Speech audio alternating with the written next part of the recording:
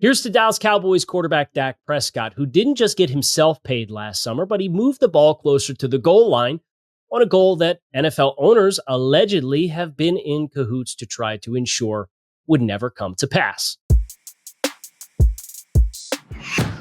I'm Kyle Krabs with A to Z Sports, and after Pablo Torre this week uncovered the full 61-page arbitration ruling in the collusion grievance between the NFLPA and the NFL, it's worth taking a moment to step back and tip your cap to Dak Prescott for the job that he did to help push the NFL players progressively closer to the goal of what owners were allegedly in conspiracy with one another to ensure never happened, in the form of maximum amounts of long-term guaranteed money in NFL player contracts. Of course, a contact sport like football, the prospect of fully guaranteed contracts becomes a little bit more scary because things can change so quickly at the drop of a hat. This is not like running on the base paths. There's violent collisions on each and every play. But nonetheless, for the players and their bodies being on the line and the money that's now being thrown around as a part of this business that the NFL is,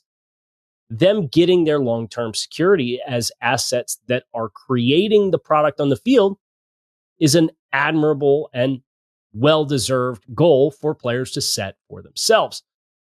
Prescott got a 4-year, $240 million contract extension with the Cowboys by taking them wire to wire last summer. He signed his deal last amongst the quarterbacks who got big-time money contract extensions, and 231 of that $240 million was practically guaranteed at signing. That, I'm not a math guy, but it's 96% of the money involved in the contract has some level of practical guarantees, including all of the future guarantees, whether they were guaranteed at signing or guarantee at a later date, is guaranteed for injury. And this is an important domino because one of the central figures of the arbitration case was Baltimore Ravens quarterback Lamar Jackson, who was looking for his own fully guaranteed contract while playing on the franchise tag, and the Ravens weren't keen on giving it to him. But knowing now and seeing the text message exchanges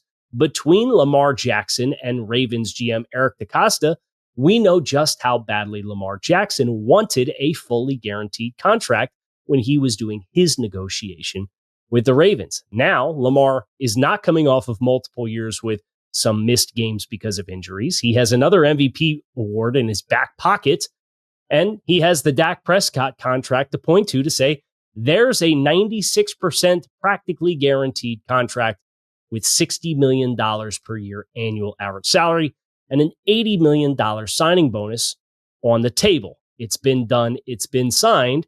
That is the threshold that we start my conversations with as the Ravens begin to reignite their conversations with Lamar Jackson. And interestingly enough, Ravens general manager Eric DeCosta has already conceded that they have started preliminary talks on a new contract with Lamar Jackson. So if Jackson gets that fully guaranteed contract, or if he exceeds the dollar amount and the annual average and the practical guarantees that Prescott got in his deal, he'll be able to tip his cap as well to Prescott for the job that Prescott, Todd France, and CAA did to help push closer to that attainable goal of a long-term, supersized, fully guaranteed contract.